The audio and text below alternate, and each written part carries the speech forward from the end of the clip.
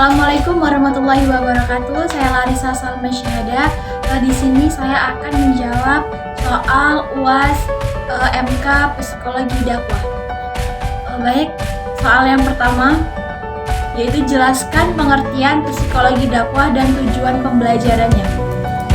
Jawabannya, psikologi dakwah diartikan sebagai ilmu pengetahuan yang mempelajari tentang tingkah laku manusia yang merupakan cerminan hidup kewajibannya untuk diajak kepada pengalaman ajaran Islam demi kesejahteraan hidup manusia di dunia dan di akhirat. Dan tujuan dan manfaat mempelajari ilmu psikologi dakwah. Pada proses dakwah yang bermaksud untuk merubah sikap, kewajiban seseorang mat'u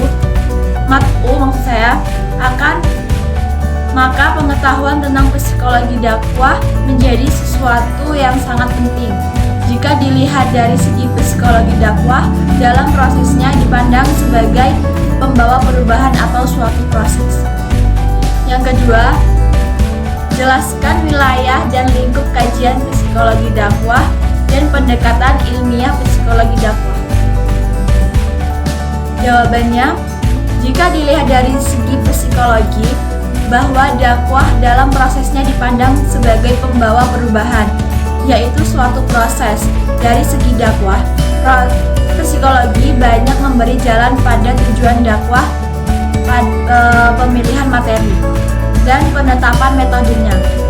Bagi seorang dai, dengan mempelajari metode psikologi dapat memungkinkan mengenal berbagai aspek atau prinsip yang dapat menolongnya dalam penelitian tingkah laku manusia dengan lebih kritis, dan juga dapat memberikan kepadanya pengertian yang lebih mendalam tentang tingkah laku. Psikologi dakwah mempunyai perhatian kepada pengetahuan tentang tingkah laku manusia. Pengetahuan ini sejenak kita kepada usaha mendalami dan memahami segala tingkah laku manusia dalam lapangan hidupnya melalui latar belakang kehidupannya. Tingkah laku manusia adalah merupakan gejala dari keadaan psikologis yang terlahirkan dalam rangka usaha memenuhi kebutuhan dan mencapai tujuan. Perubahan tingkah laku manusia baru terjadi bila mana ia telah mengalami proses belajar dan pendidikan. Oleh karena itu, psikologi dakwah pun memperhatikan masalah pengembangan daya cipta, daya rasa, dan daya raksa dalam proses penghayatan dan pengalaman ajaran agama. Sedang faktor belajar tersebut banyak dipengaruhi oleh faktor situasi dan kondisi kehidupan psikologis yang melingkupi manusia itu sendiri. Dengan memperhatikan faktor-faktor pengembangan psikologis beserta ciri-cirinya, maka pesan dakwah yang disampaikan oleh juru dakwah akan meresap dengan sukarela dan dengan keyakinan sepenuhnya, karena hal tersebut benar-benar menyentuh serta memuaskan akan kebutuhan hidup harmoninya. Dengan menyampaikan dakwah menggunakan pendekatan psikologis, yakni sesuai dengan tingkatan dan kebutuhan jiwa mat'u, sesuai dengan cara berpikir dan cara merasa mat'u, maka pesan dakwah pun akan mudah dipahami oleh si penerima pesan. Kemudian ruang lingkup pembahasan psikologi dakwah. Objek material psikologi adalah manusia sebagai makhluk yang berjiwa, dan objek material dakwah adalah manusia sebagai makhluk yang berketuhanan. Jadi objek material psikologi dakwah yaitu manusia sebagai makhluk yang memiliki jiwa dan berketentuan sesuai dengan ajaran Islam. Dengan memperhatikan sasaran atau objek dakwah yang berupa manusia baik secara individual maupun sosial atau kolektif dengan berbagai latar belakang sosiokulturalnya, maka psikologi dakwah sekurang-kurangnya mempunyai ruang lingkup pembahasan dalam hal-hal sebagai berikut. Yang pertama, yaitu pengertian psikologi dakwah dan rangkaiannya dengan psikologi lainnya.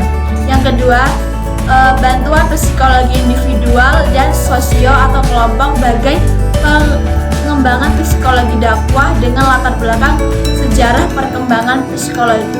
Yang ketiga, faktor motivasi terhadap tingkah laku manusia dalam proses dakwah. Yang keempat, proses dakwah dalam pengertian dan kaitan dengan proses belajar manusia.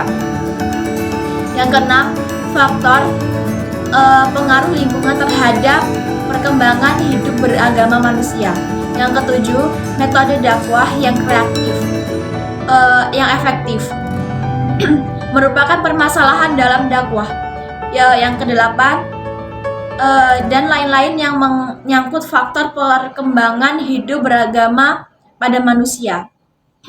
Bagaimana dakwah dapat dilakukan secara persuasif, yaitu proses mempengaruhi dan mengendalikan perilaku mat'u dengan pendekatan psikologis atau dengan menggunakan cara berpikir dan cara merasa mat'u. Yang ketiga, soal yang ketiga, jelaskan urgensi, motivasi, dan konsep diri bagi seorang dai dalam pelaksanaan dakwah. Sebutkan faktor yang dapat meningkatkan kredibilitas pendakwah, sebutkan dan jelaskan.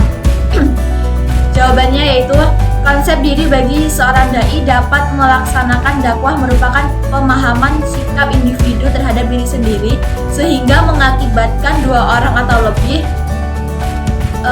Konsep dirinya adalah faktor yang melakukan komunikasi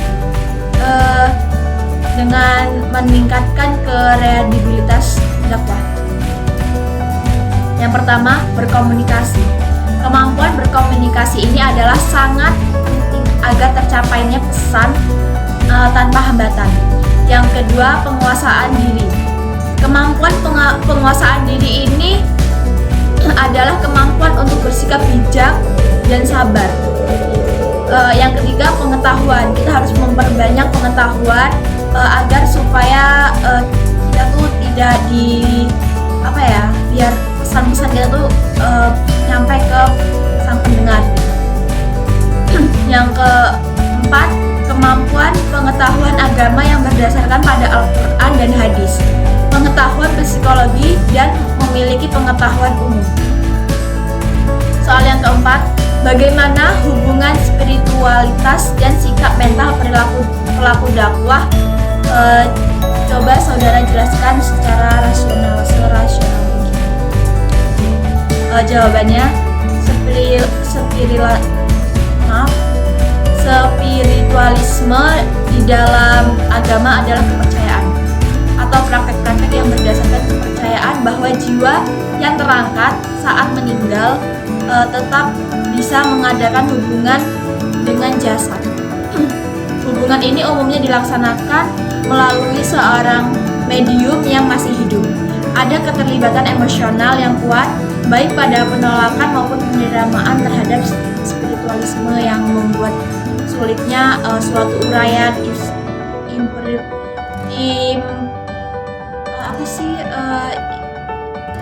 imparsial dipakai untuk membuktikannya. Seperti itu. Tidak ada kewajiban bagi juru dan tidak ada kewajiban juru dakwah untuk dapat memberikan petunjuk orang-orang kepada jalan Allah. Karena kewajibannya hanya menyampaikan dakwah saja, tidak lebih.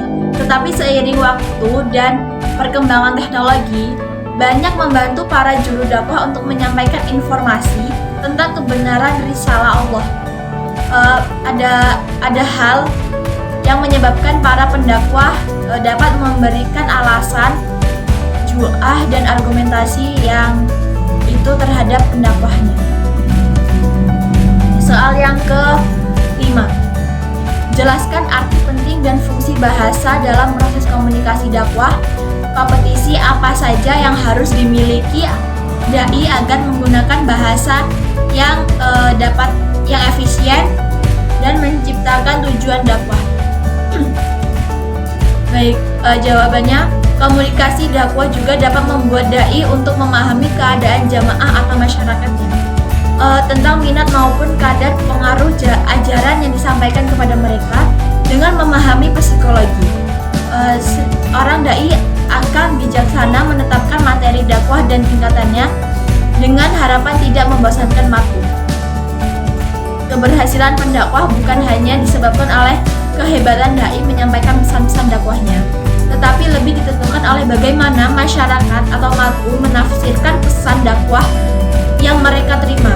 Akan tetapi melalui komunikasi dakwah yang terus-menerus, berapapun hasilnya, dai dan mar'um sekurang-kurangnya dapat memetik 3 hal.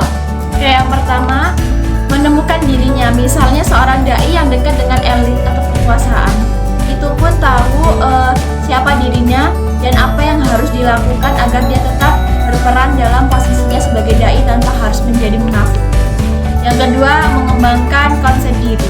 Konsep diri ialah pandangan dan perasaan seseorang tentang dirinya sendiri. Konsep ini mempengaruhi orang lain, misalnya pujian atau cacian orang. Yang ketiga, penetapan hubungan dengan dunia sekitar. Pengalaman komunikasi dengan aneka respon dapat dijadikan pijakan oleh dai untuk menetapkan hubungan dirinya dengan dunia sekitar. Apakah dalam berhubungan dengan masyarakat akan menggunakan model automatis, yakni ia menyesuaikan dirinya dengan orang lain, ikut arus masyarakat, atau model allopatis, yakni masyarakatlah yang harus menyesuaikan dengan dirinya sendiri. Soal nomor ke-6, bahasa sebagai pesan dakwah terdiri dari verbal dan non-verbal. Apakah yang dimaksud dengan pesan verbal dan non-verbal? Bagaimana hubungan kedua sertanya dan berikan contoh. Jawabannya, pesan verbal adalah pesan dalam bentuk lisan ataupun tulisan, dan pesan non-verbal adalah pesan yang umumnya menggunakan bahasa tubuh seperti gerakan tangan, raut wajah, dan lain sebagainya. Hubungannya yaitu pesan non-verbal digunakan sebagai pelengkap komunikasi verbal. Contohnya, ketika seorang berkata-kata kasar dengan unsur amarah, maka dia akan mendukung dengan raut wajahnya itu yang amarah pula. Seperti itu. Baik, terima kasih. Itu saja yang dapat saya sampaikan atau saya jawab. Saya akhiri. Wassalamualaikum warahmatullahi wabarakatuh.